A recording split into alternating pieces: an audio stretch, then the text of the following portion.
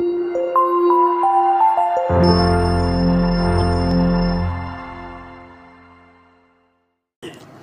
باللہ من الشیطان الرجیم، بسم اللہ الرحمن الرحیم۔ هوالذی ارسل رسولہ بالہدی ودین الحق لیظہرہ علی الدین کلہ ولو کرہ المشرکون۔ صدق اللہ العظیم۔ محرم الحرام کا مہینہ ہے اور تمام مسلمان ان ایام میں حضرت امام حسین علیہ السلام کی دین اسلام کے لیے قربانی کو یاد کرتے ہیں،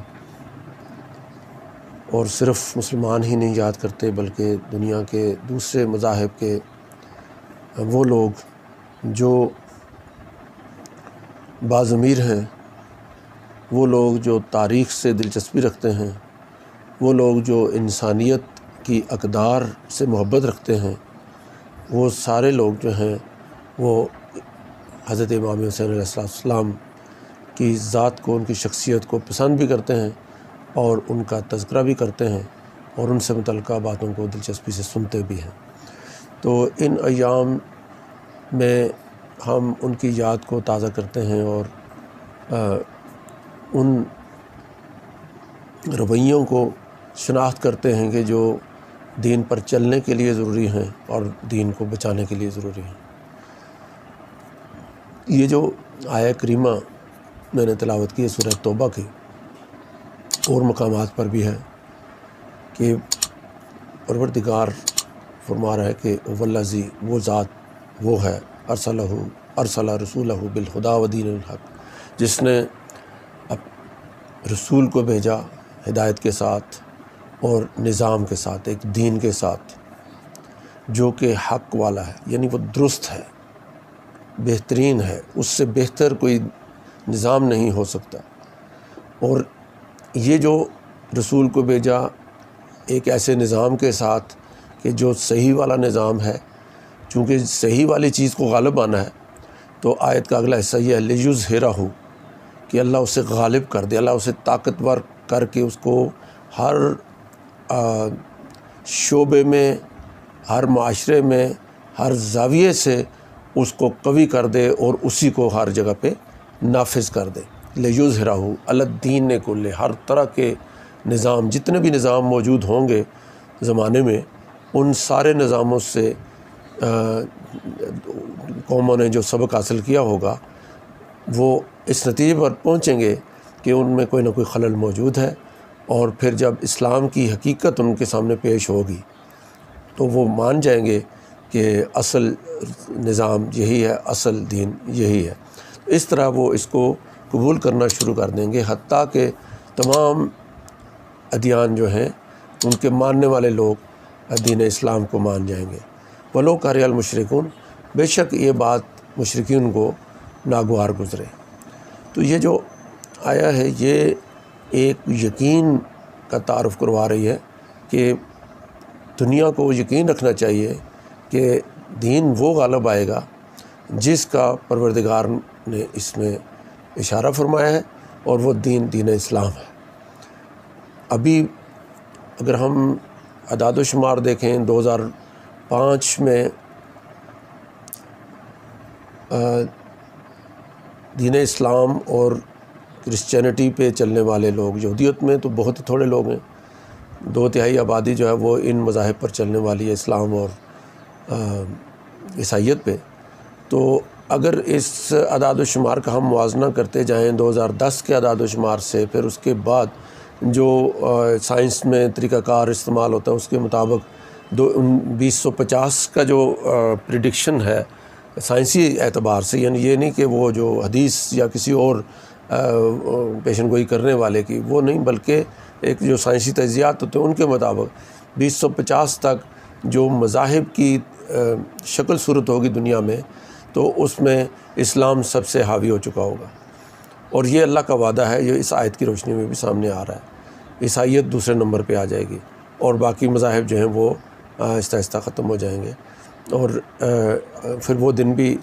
آئے گا۔ یہ سائنسی تجزیے کی میں بات کرتا ہوں، اس کا جو دینی اعتبار سے کب اسلام غالب آئے گا وہ ایک الگ موضوع ہے، وہ اور کسی اور گفتگو میں ہوگا۔ آیا وہ 2050 سے پہلے ہوگا یا بعد میں ہوگا، اس پر الگ سے گفتگو ہوگی۔ تو دین کے اس غالب آنے کا جو تصور ہے یہ بتاتا ہے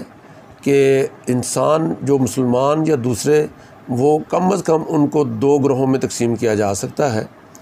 اور 3 بھی ہو سکتے ہیں۔ 2 اس معنوں میں کہ ایک وہ لوگ کہ جو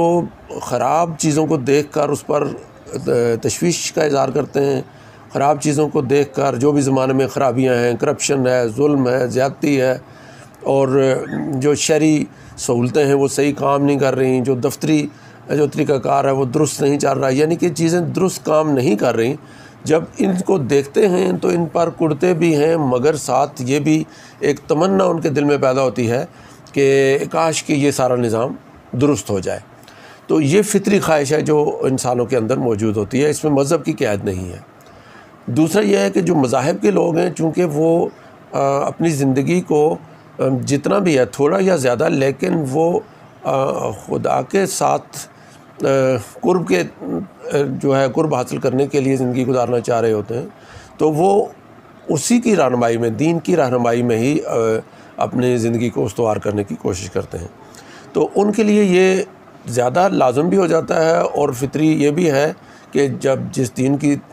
گود میں وہ پرورش پاتے ہیں، اس دین میں، ہر دین میں یہ بتایا گیا کہ یہ جو بدی ہے یہ اس کو چھوڑنا ہے، اور نیکی ہے اس کو اختیار کرنا ہے۔ تو زمانے میں جس طرح سے بھی بدی رائج ہوگی، جس طرح سے بھی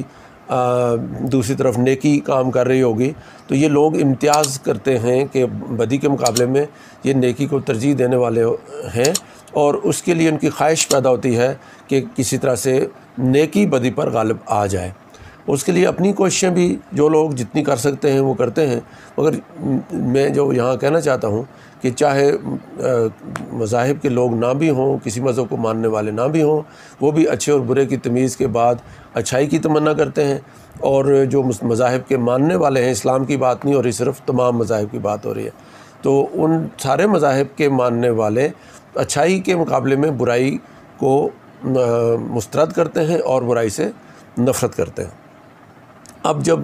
برائی کو اچھا نہیں سمجھتے اور اچھائی کو اچھا سمجھتے ہیں، تو جتنے فعال ہوں گے اپنے اپنے مذہب میں، اتنا ہی وہ اس بات کے لیے جدوجہد کر رہے ہوں گے اپنی زندگیوں میں کہ کب وہ زمانہ آئے کہ جو نیکی ہے وہ بدی پر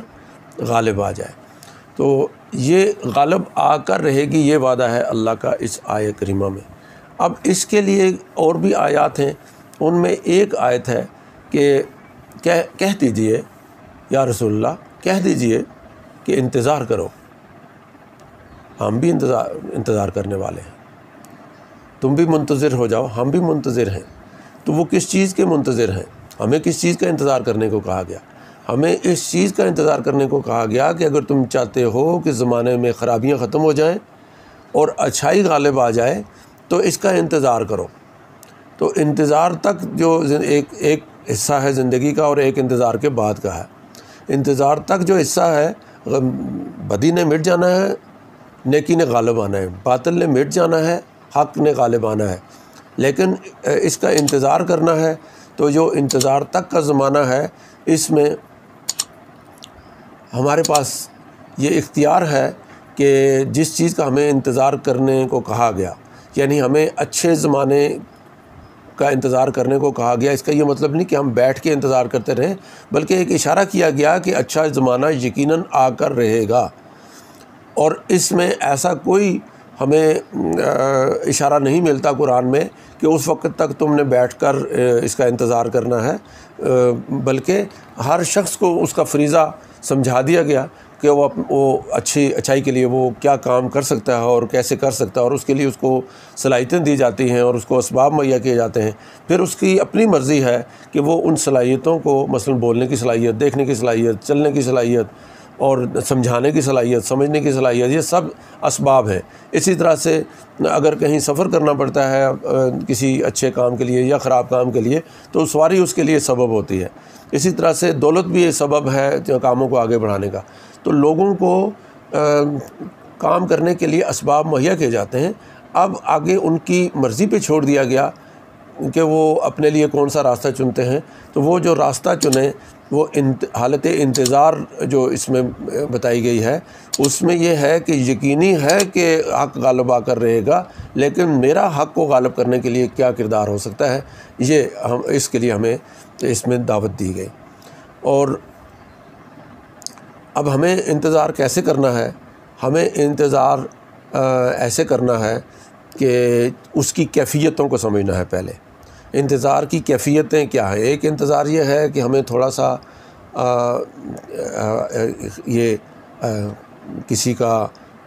کسی کی خبر ملی ہے کہ کوئی آ رہا ہے اور ہم اپنے کاموں میں بھی مصروف ہیں اور تھوڑا سا ذہن میں یہ ہے کہ کوئی آ رہا ہے۔ ایک انتظار کی ادنا سی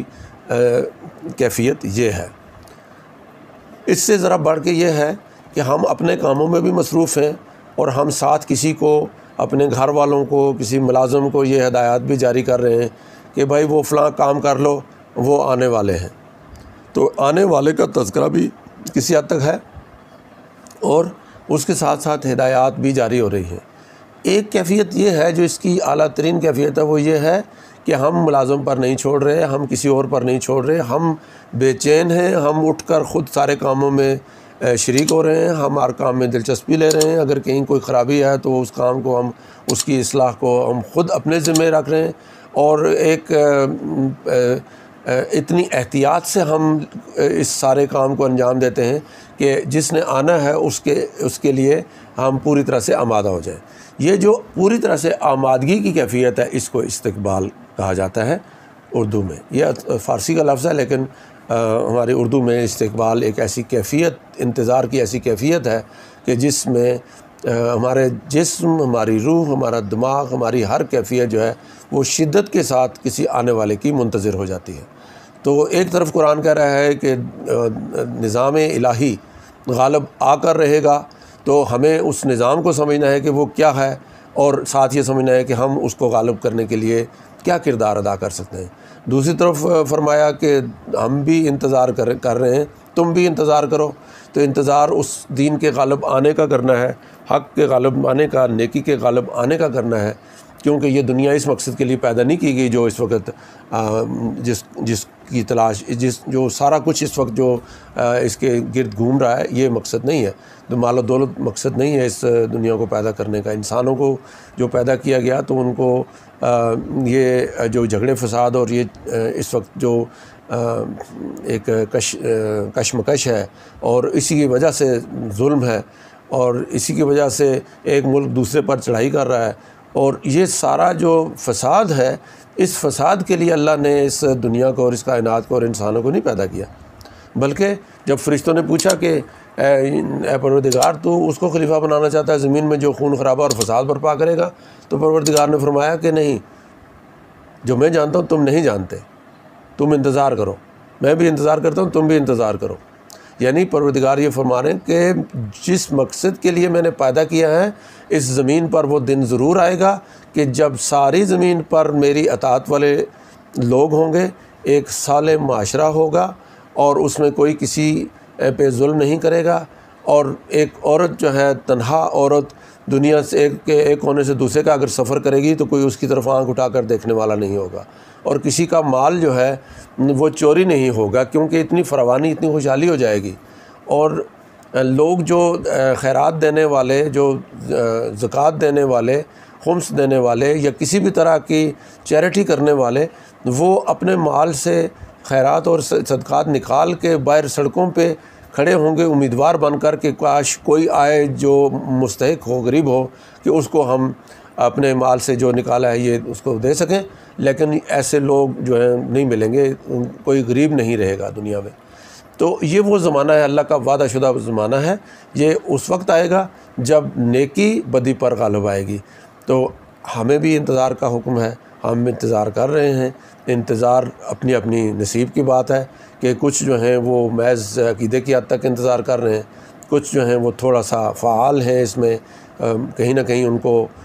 توجہ اس طرف جاتی ہے کہ ہمیں کچھ کرنا ہے، اور کچھ وہ خوش نصیب ہیں جو ہمہ وقت اس زمانے کا انتظار کر رہے ہیں کہ جب دین غالب آئے گا، حق غالب آئے گا، نیکی غالب آئے گی۔ اس کے لیے ان کا اپنا جو ممکنہ کردار ہے وہ ہر لمحہ اسی پر بات کرتے ہیں، اسی کے بارے میں بات سنتے ہیں، اسی کا مطالعہ کرتے ہیں، اسی کے لیے سفر اختیار کرتے ہیں۔ وہ اپنی زندگی کے سارے کام کرتے ہیں، لیکن ان کے سارے کاموں کا محور وہ شدید کیفیت انتظار ہے جس کو ہم استقبال کہتے ہیں۔ تو استقبال کی تیاریاں اس وقت کرنے کی ضرورت ہے۔ ہمیں یقین ہے کہ انشاءاللہ اللہ کا وہ وعدہ شدہ زمانہ قریب ہے، اس کے سارے آثار نمایاں ہو چکے ہیں، اس کی علامتیں ظاہر ہو چکی ہیں، اور پروردگار مجھے اور آپ سب کو، چاہے آپ کسی بھی مسلک اور کسی بھی مذہب سے تعلق رکھتے ہیں، ہم سب کو وہ زمانہ